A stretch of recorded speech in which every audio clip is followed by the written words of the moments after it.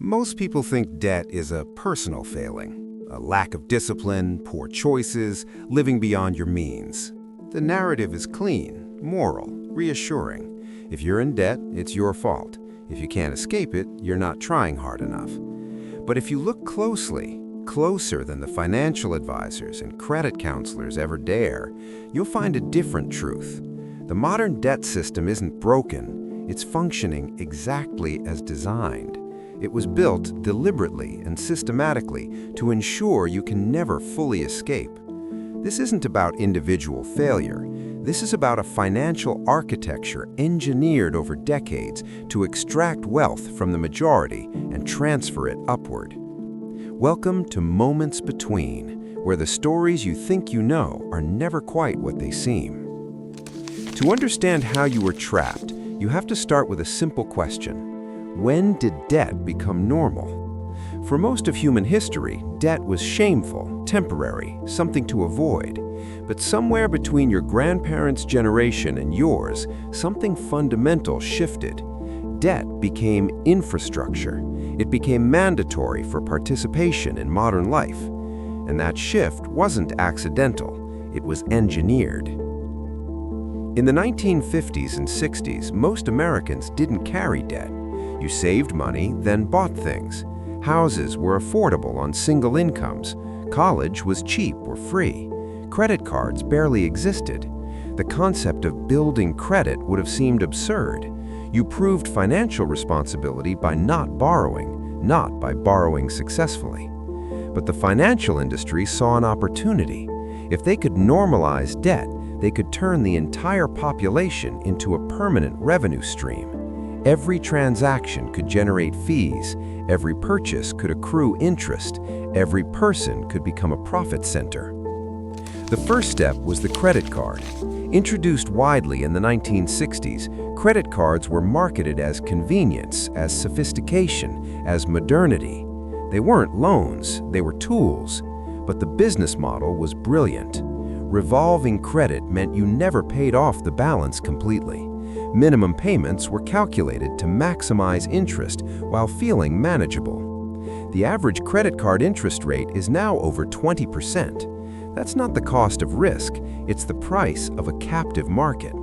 Because once the system was established, once debt became normal, you couldn't function without participating.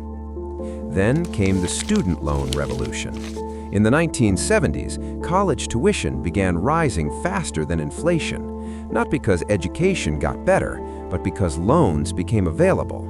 The government guaranteed student loans, which meant colleges could raise prices without losing students. Students borrowed more.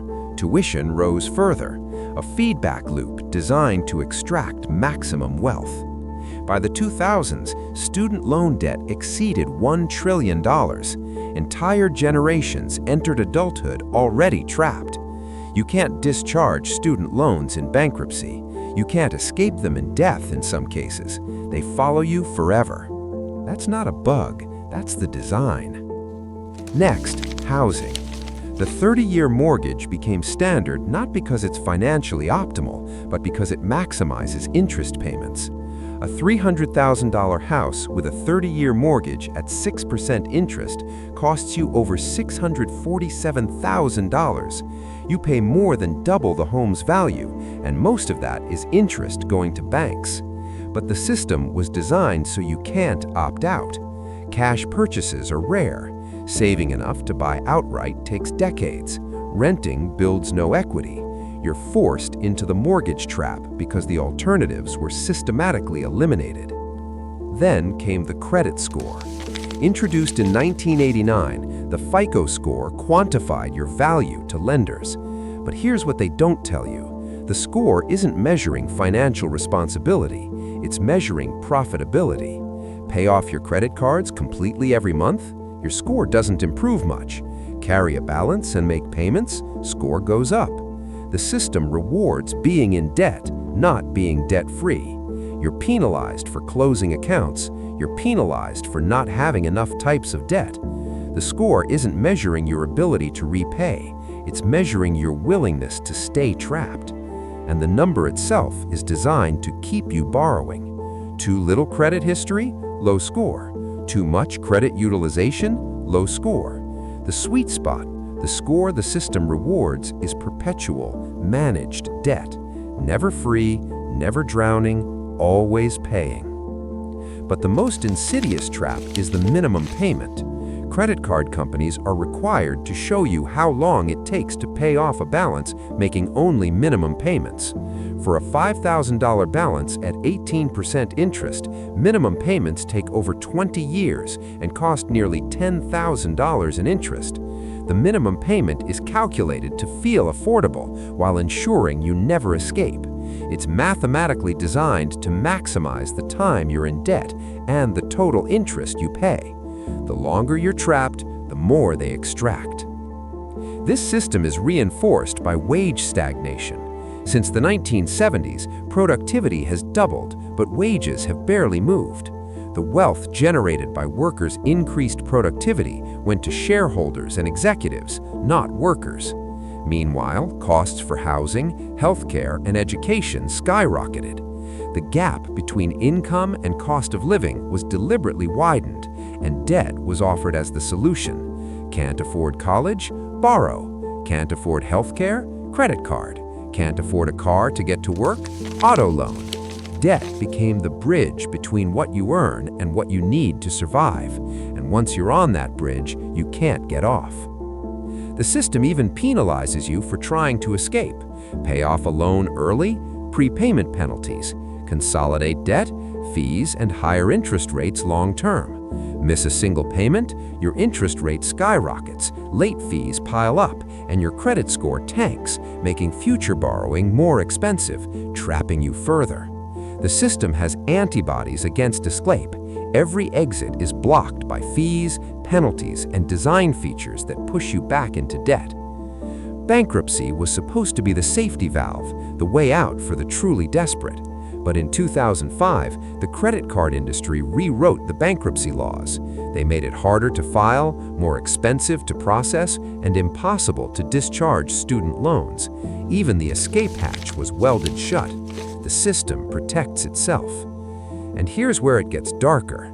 The system is generational. Parents in debt can't help their children. Children inherit not wealth, but the necessity of debt. The cycle repeats.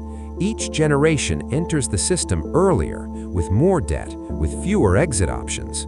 Student loans before you have a job, credit cards before you understand interest, mortgages that last into retirement.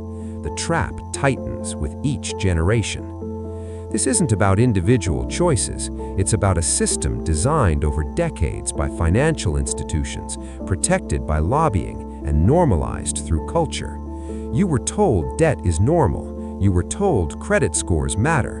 You were told borrowing is smart financial planning. But all of it, the credit cards, the student loans, the mortgages, the scores, the minimum payments, was designed to ensure you can never fully escape. You can manage it, you can service it, but you can never be free of it. The system isn't broken, it's working perfectly for them. Every month, billions of dollars flow from the majority to financial institutions through interest payments. It's the most efficient wealth extraction mechanism ever designed, and it's invisible because it's normalized.